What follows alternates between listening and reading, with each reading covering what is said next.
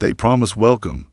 They promised unity. They promised a jubilee that would gather every believer without exception. Yet when thousands of Catholics attached to the old tradition prepared to take part, what unfolded was both shocking and painful. At first, their pilgrimage was acknowledged. At first, it seemed they had a place in the celebration. And then, without warning, that recognition was wiped away, removed so suddenly that it felt as though their presence had never existed at all, like ink washed off by rain.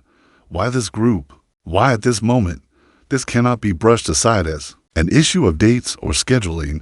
It is not a small technical matter. It points to something much deeper, a struggle within the Church itself for decades. An unseen conflict has simmered beneath the surface, and now it has erupted once again in public view. The Society of St. Pius X, known simply as the SSPX, has clashed with the Vatican yet again.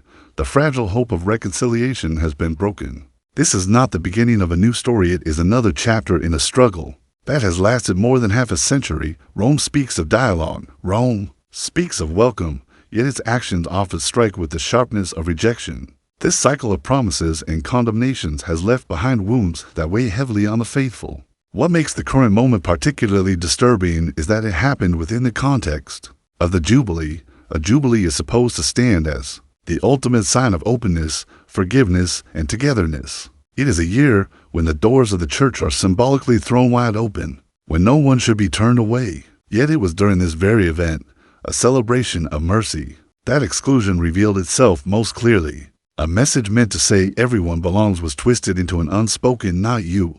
For months before, the atmosphere seemed hopeful. Words from Rome suggested friendliness. Meetings hinted that relations were warming. Optimism grew that, perhaps at last, there could be some resolution. But anyone who has followed this story knows the pattern. Every period of calm is eventually followed by disappointment. And so it was again.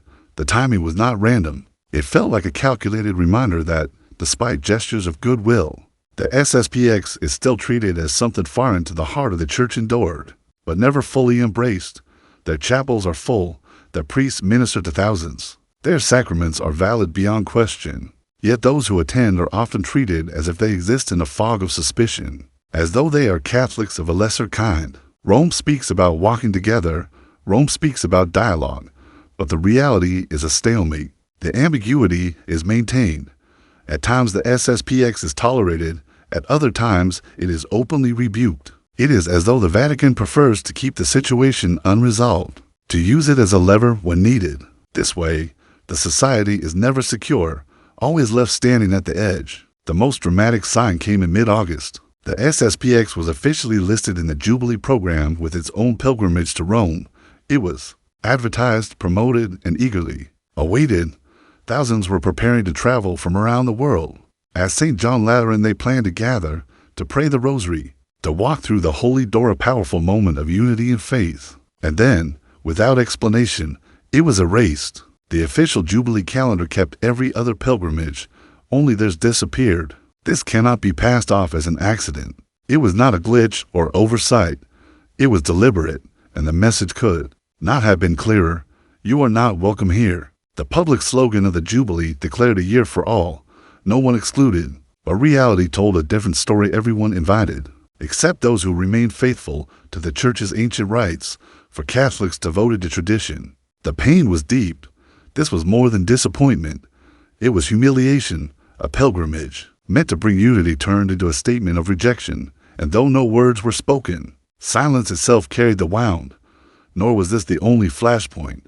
At nearly the same time, controversy struck in Sweden. Cardinal Anders Aurelius of Stockholm issued a warning after Bishop Bernard Felle of the SSPX conferred the sacrament of confirmation on Catholics who follow the traditional rites. Confirmation is one of the most essential sacraments, a moment when Catholics are strengthened by grace, but because it came through a bishop of the society, it was treated as scandalous. The Cardinal cautioned Catholics not to attend SSPX sacraments, claiming the society lacks regular canonical status. He spoke of unity with Rome, but his words cast suspicion on Catholics, simply receiving the grace of God, and yet everyone knows the truth. The sacrament is valid. Rome itself has acknowledged it. Confirmation given by Bishop Felle carries the same sacramental grace. as that given by any bishop in the church. No one denies this. So why the controversy? Why the stern warnings? The issue is not validity. The sacraments are real. The issue is control. Sacraments celebrated by the society happen outside the direct oversight of diocesan bishops. Their bishops hold no territorial authority. They operate beyond the structures of ordinary governance. That independence unsettles many in authority.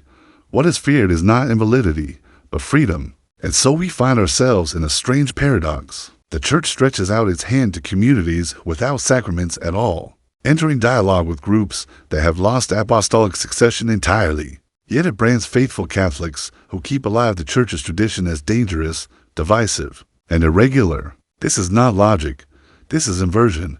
The society was not founded in rebellion. It was born in loyalty within the church, created to guard her tradition. It was not the society that broke away, it was the hierarchy that chose to push it to the margins, treating the Second Vatican Council as beyond question and isolating those who held to the older forms. That wound is never healed, and every act of exclusion tears it open further. The words of Cardinal Aurelius and others do not heal division, they create it.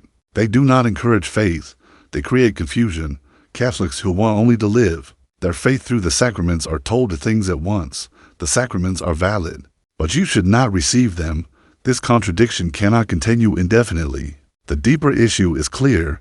The church seems to fear its own tradition, more than it fears secularism or unbelief. While parishes close, vocations vanish, and whole countries fall away from the faith. The strongest suspicion is directed not toward the world, but toward Catholics attached to tradition.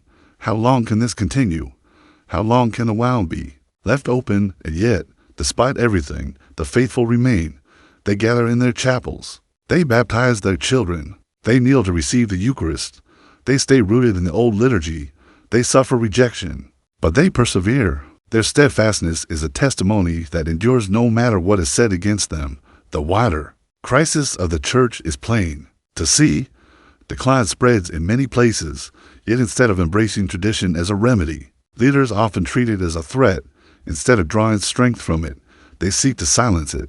Here lies the contradiction of our age. The institutional church pushes its own tradition aside, while that same tradition is what still keeps the flame of faith alive in many hearts. The question that lingers is this: who will finally face the truth? Who will admit that the real problem is not the society, but the long crisis undermining the church for more than 60 years? Only then can there be genuine reconciliation, not a shallow truce, but a reconciliation rooted in honesty and fidelity. Until that time, the faithful will continue. They will guard the sacraments. They will love the old Mass. They will hand down the faith to their children. They will endure rejection if they must, but they will not abandon what they know is true. This is where things stand now.